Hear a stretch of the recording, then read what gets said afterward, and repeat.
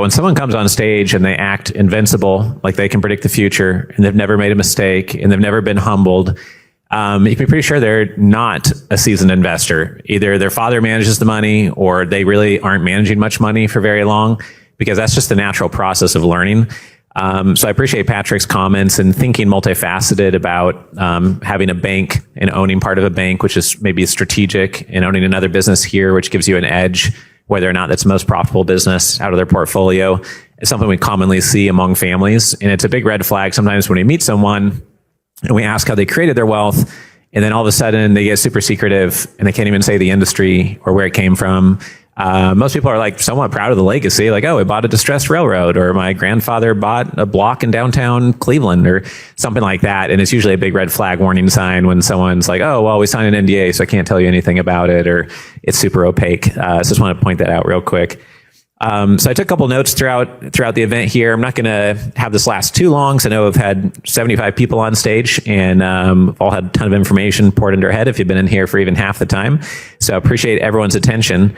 A couple things that came up multiple times per day was building trust, building relationships, not being transactional, not just pitching a deal before getting to know somebody, because without the context of who you are, they don't really care what the deal terms and merits of the deal really are until they get to know you a bit. On the one-liner panel, to summarize there, I would just put 2 or 3 numbers in your one-liner. Say something not only that nobody else is saying, but nobody else can say, because they don't have 13,000 clients on the custodian trust platform you have, or they haven't been in business for 18 years with your gross revenue royalty structure, or whatever it is. And if you can't say anything that no one else says, then that's something that I would go back to the team, like, how do you sharpen that so that you can say one line that's compelling in 3 different ways that nobody else can say? Otherwise, anybody could start a business in your niche and have the exact same one-liner that you're saying. If you say, we have a best-in-class team that makes private equity practical, like, well, anyone could start a business in their mother-in-law's basement tomorrow and say the same thing, and you don't want that in business ever. Make sure you do full due diligence on anyone you meet at any event ever, of course, right? No matter what they say, you want to conduct your full due diligence.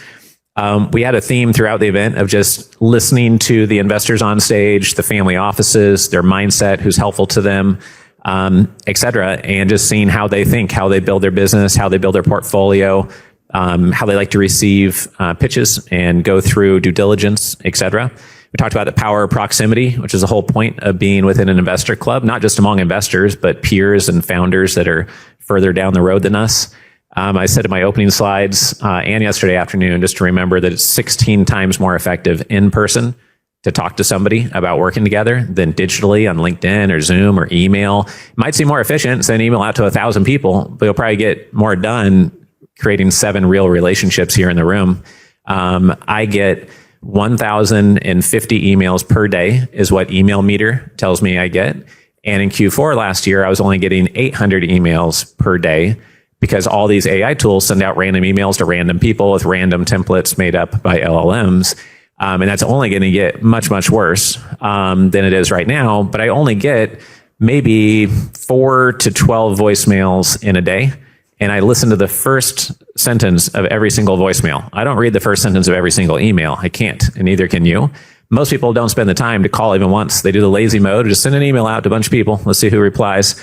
But actually taking the time to call and leave a voicemail, or if you have permission and a relationship to text message or WhatsApp, that can be much more effective. So do what others are not doing is a big theme of what we talk about here. Do things in person, build a real relationship. And this is just what really works right from the investors' mouths on stage, not just ideas that I think are good.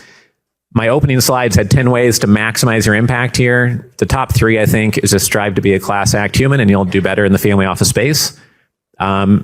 Remember, the context and the trust is twice as powerful than the merits of the sale. And be crystal clear about your communication. I think we hammered that home today and shared with you many ways to do so. We went over these tools in depth yesterday afternoon, so not to bore anyone, but just follow up with our team to get the links to them if you're not already using them, which we found out 98% of you are not, mostly because they're brand new. Just over the last month, we've released these. But the due diligence tool, Billionaire Collective Intelligence, the one-liner tool, Instant Partner Insights, and the Pitch Deck Success Score tool. This morning, I talked about how the most successful people I know are voracious learners within their niche. And it's not just being passionate about it and having a lot of energy, but sucking in everything so they can be more efficient. We heard Kane on stage, who's a 2-time heavyweight UFC champion. It's pretty cool to hear from him. And he said something exactly related to this. He said as he got older in his career, maybe he wasn't as flexible or quick. Maybe he couldn't do everything that he could do when he was a 22-year-old fighter, but he got more efficient and he knew how to be high action, fast moving, but preserve energy and stay relaxed under very intense pressure. And so with a lot of us, as we get older, or maybe now you have kids and a spouse and a lot of employees to look after, being more efficient is included with being a voracious learner and just being smarter on your actions, cutting things out faster that are a waste of time. I think it was directly related to what Kane was saying on stage. It was pretty cool to hear him talk about that and how aligned that is with what we hear from the family offices. And I was talking to Corey, who is the Eagles NFL player, afterwards here during lunch. And he was saying how much he enjoyed the event. And we were just talking about how if you really study the family offices on stage and the billionaire books, and you combine that with a pro athlete workout regimen and be ultra healthy, and the mindset of competing at that level and the grit and discipline it takes, you'd really be unstoppable in any niche that you focus on for a decade or two. I use this tool. I've shown this many times. Happy to provide a Word document. You can get it from Jennifer at the registration desk, but it's just a mental programming tool. I read this every morning. It shows my monthly, quarterly, annual goals, one-liner statements, where if I know I follow those one-liners, that things are going to go better. So I'd encourage you to develop one for yourself. I usually laminate mine, read it while I'm shaving in the morning, and brushing my teeth, etc. It just makes it a daily habit that's automatic, because otherwise you go into your inbox, your voicemail inbox, and other people are trying to write the agenda for your day and get you to do things that may not be in line with your goals and how you want to act in the world. So I'd encourage you to use that. These are the 10 books I showed this morning. In case you missed it, just go to billionaires.com/books. You can pick up some of those on Audible, etc. I think you'll find it super helpful. If anyone knows of someone Mark Cuban, Tony Robbins level, we've interviewed both of them. But when I mentioned if anyone knew Tony Robbins, I'd like to interview them, we got it done that same day here in Beverly Hills about a year and a half ago. But we don't need the person to be super famous. Of course, would interview anyone that's $1 billion plus, or just someone who's had an exit, like Michael and Samantha, who were on stage and we did the fireside chat with yesterday, and I thought they did a great job. Our next 3 events are going to be a series in April. So we're going to be in Dallas on my birthday. We're going to be there for a workshop, mastermind, and it's on investing and scaling in uncertain times. We're doing the same event in Fort Lauderdale with different speakers. And then again, right here in Beverly Hills on April 25th. So the same focus of the content and theme for each of the events, but there's only going to be 1 or 2 speakers that travel around the US with us and speak in all 3 cities. We'll have different people speaking in each of these cities. So we'll see if Uli from the Maybach family may want to come speak at the Beverly Hills event here.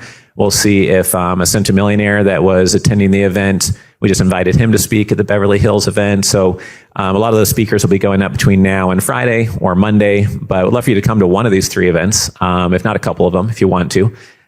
So we hope to see you at one of those events. May 29th and 30th, we're in New York City for our single family office summit.